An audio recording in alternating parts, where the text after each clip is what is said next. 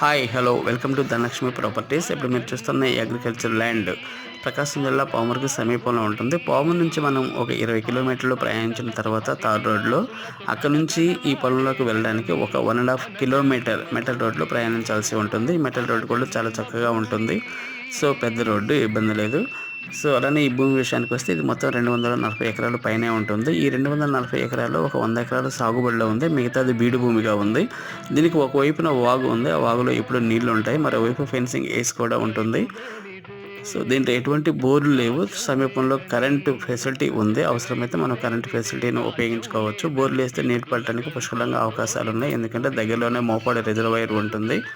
So ఇక ఈ భూమి గురించి మీకు పూర్తి వివరాలు కావాలి అనుకుంటే స్క్రీన్పై ఉన్న నెంబర్కి కాల్ చేయండి. ఇది రైతులు వచ్చేసరికి మనకి 7 లక్షలు పైగా చెప్తున్నారు.